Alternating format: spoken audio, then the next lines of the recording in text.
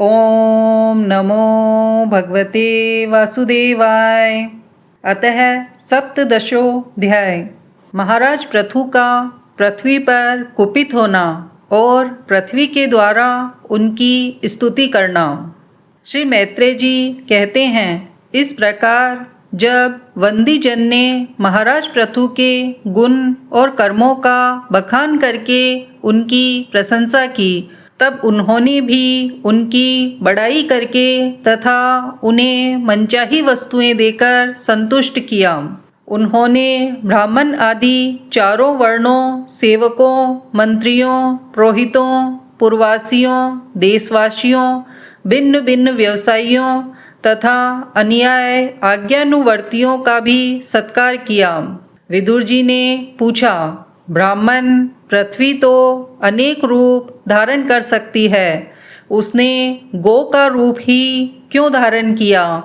और जब महाराज पृथु ने उसे दुहा तब बछड़ा कौन बना और दुहने का पात्र क्या हुआ? पृथ्वी देवी तो पहले स्वभाव से ही ऊंची नीची थी, उसे उन्होंने समतल किस प्रकार किया? और इंद्र उनके यज्ञ संबंधी घोड़े को क्यों हर ले गए? ब्रह्म ज्ञानियों में श्रेष्ठ भगवान सनत कुमार जी से ज्ञान और विज्ञान प्राप्त करके वे राजऋषि किस गति को प्राप्त हुए? पृथु रूप से सर्वेश्वर भगवान श्री कृष्ण ने ही अवतार ग्रहण किया था। अतः पुण्य कीर्ति श्री हरि के उस पृथु अवतार से संबंध रखने वाले जो और भी पवित्र चरित्र हो, वे सभी आप मुझसे कहिए। मैं आपका और श्री कृष्णचंद्र का बड़ा अनुरक्त भक्त हूँ। श्री सुत जी कहते हैं, जब विदुर जी ने भगवान वासुदेव की कथा कहने के लिए इस प्रकार प्रेरणा की, तब श्री मैत्रेय जी प्रसन्न चित्त से उनकी प्रशंसा करते हुए कहने लगे। श्री मैत्रेय जी ने कहा, विदुर जी, ब्राह्मणों ने महाराज पृथु का राज्याभिषेक करके उन्हें प्रजा का रक्षक उद्घोषित किया। इन दिनों पृथ्वी अन्नहीन हो गई थी, इसीलिए भूख के कारण प्रजाजनों के शरीर सूखकर कांटे हो गए थे। उन्होंने अपने स्वामी पृथु के पास आकर कहा, राजन, जिस प्रकार कोटर में सुलगती हुई आग से पेट जल जाता है, उसी प्रकार हम पेट की भीषण ज्वाला से जले जा रहे हैं। आप शरणागतों की रक्षा करने वाले हैं और हमारे अन्नदाता प्रभु बनाए गए हैं, इसीलिए हम आपकी शरण में आए हैं। आप समस्त लोकों की रक्षा करने वाले हैं, आप ही हमारी जीविका के भी स्वामी हैं। अतः राजराजेश्वर, आप हम क्षुधा पीड़ितों को शीघ्र ही अन्न देने का प्रबंध कीजिए। ऐसा न हो कि अन्न मिलने से पहले ही हमारा अंत हो जाए। श्री मैत्रेय जी कहते हैं, कुरुवर, प्रजा का करुण क्रंदन सुनकर महाराज पृथु बहुत देर तक विचार करते रहे। अंत में उन्हें अन्न अभाव का कारण मालूम हो गया।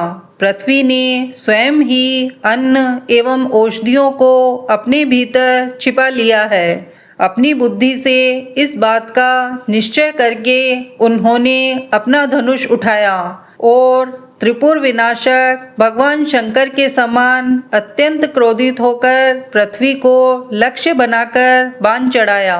उन्हें शस्त्र उठाते देख पृथ्वी कांप उठी और जिस प्रकार व्याघ्र के पीछा करने पर हिरनी भागती है, उसी प्रकार वह डरकर गौ का रूप धारण करके भागने लगी। यह देखकर महाराज पृथु की आंखें क्रोध से लाल हो गईं। वे जहाँ जहाँ पृथ्वी गई वहाँ वहाँ धनुष पर बाण चढ़ाए उसके पीछे लगे रहे। दिशा विदिशा, स्वर्ग, पृथ्वी और अंतरिक्ष में जहाँ जहाँ भी वह दौड़कर जाती, वहीं उसे महाराज पृथु हथियार उठाए अपने पीछे दिखाई देते।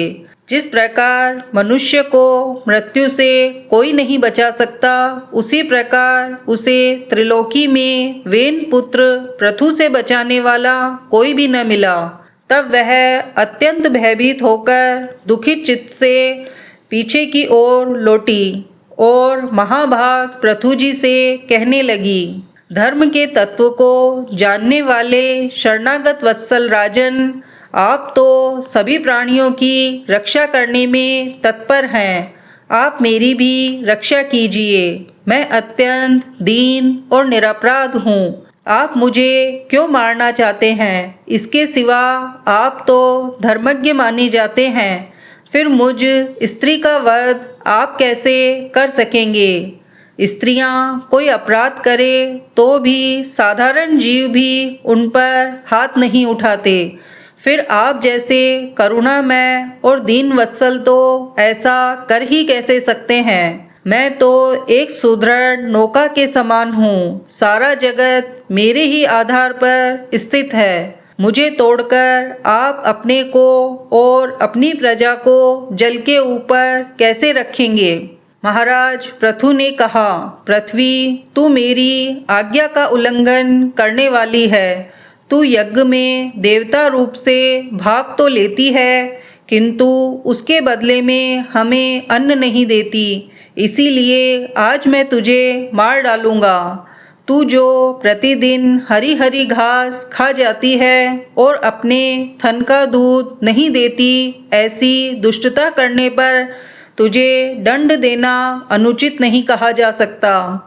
तू नासमझ है। तूने पूर्व काल में ब्रह्मा जी के उत्पन्न किए हुए अन्न आदि के बीजों को अपने में लीन कर लिया है और अब मेरी भी परवाह न करके उन्हें अपने गर्भ से निकालती नहीं। अब मैं अपने बाणों से तुझे छिन्न भिन्न कर तेरे मैदे से इन शुदा आतुर और दीन प्रजाजनों का करुण क्रंदन शांत करूंगा। जो दुष्ट अपना ही पोषण करने वाला तथा अन्य प्राणियों के प्रति निर्दय हो, वह पुरुष, स्त्री अथवा नपुंसक कोई भी हो, उसको मारना राजाओं के लिए न मारने के ही समान है। तू बड़ी गर्वीली और मदोन्मता है। इस समय माया से ही यह गोका रूप बनाए हुए है। मैं बाणों से तेरे टुकड़े टुकड़े करके अपने योग बल से प्रजा को धारण करूंगा। इस समय महाराज पृथु काल की भांति क्रोधमयी मूर्ति धारण किए हुए थे। उनके यह शब्द सुनकर धरती कांपने लगी और उसने अत्यंत विनीत भाव से हाथ जोड़कर कहा, पृथ्वी ने कहा, आप साक्षात परम पुरुष हैं तथा अपनी माया से अनेक प्रकार के शरीर धारण कर गुणमय जान पड़ते हैं। वास्तव में आत्मा अनुभव के द्वारा आप अधिभूत आध्यात्म और आदिदेव संबंधी अभिमान और उससे उत्पन्न हुए राग द्वेष आदि से सर्वथा रहित हैं। मैं आपको बार बार नमस्कार करती हूँ। आप संपूर्ण जगत के विधाता हैं। आपने ही यह त्रिगुणात्मक सृष्टि रची है और मुझे समस्त जीवों का आश्रय बनाया है। आप सर्वथा स्वतंत्र हैं। प्रभु, जब आप ही अस्त्र शस्त्र लेकर मुझे मारने को तैयार हो गए, तब मैं और किसकी शरण में जाऊं? कल्प के आरंभ में आपने अपने आश्रित रहने वाली अनिर्वचनीय माया से ही इस चराचर जगत की रचना की थी और उस माया के ही द्वारा आप इसका पालन करने के लिए तैयार हुए हैं। आप धर्मपरायण हैं, फिर भी मुझ गोरूप धारिणी को किस प्रकार मारना चाहते हैं? आप एक होकर भी मायावश अनेक रूप जान पड़ते हैं तथा आपने स्वयं ब्रह्मा को रचकर उससे विश्व की रचना कराई है।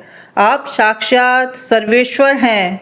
आपकी लीलाओं को अजितेंद्रिय लोग कैसे जान सकते हैं? उनकी बुद्धि तो आपकी दुर्जय माया से विक्षिप्त हो रही है।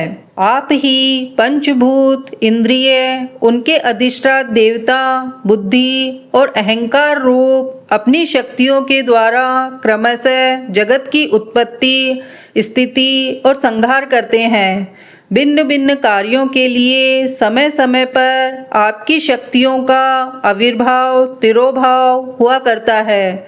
आप साक्षात परम पुरुष और जगत विधाता हैं। आपको मेरा नमस्कार है। अजन्मा प्रभु, आप ही अपने रचे हुए भूत, इंद्रिय और अंतःकरण रूप जगत की स्थिति के लिए आदि वराह रूप होकर मुझे रसातल से जल के बाहर लाए थे। इस प्रकार एक बार तो मेरा उद्धार करके आपने धराधर नाम पाया था।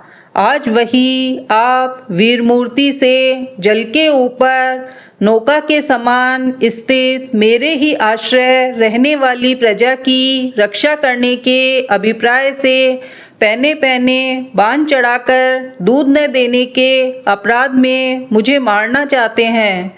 इस त्रिगुणात्मक सृष्टि की रचना करने वाली आपकी माया से मेरे जैसे साधारण जीवों के चित्त मोहग्रस्त हो रहे हैं। मुझ जैसे लोग तो आपके भक्तों की लीलाओं का भी आशय नहीं समझ सकते।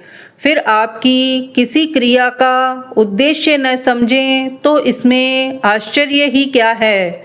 अतः जो इंद्रिय संयम आदि के द्वारा विरोचित यज्ञ का विस्तार करते हैं, ऐसे आपके भक्तों को भी नमस्कार है। श्रीमद् भागवते महापुराणे पारमहंस्या संहिताया चतुर्थ स्कंदे पृथु विजये नाम सप्तदशोऽध्याय।